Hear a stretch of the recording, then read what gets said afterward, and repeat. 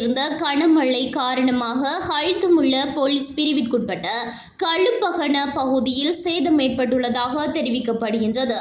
தொடர்ந்து நிலவிய மழையினால் ஏற்பட்ட நிலச்சரிவு நிலைமையின் காரணமாக வீடு ஒன்றின் மீது பெரிய கல் உடைந்து விழுந்ததில் அந்த வீடு கடுமையாக சேதமடைந்துள்ளது.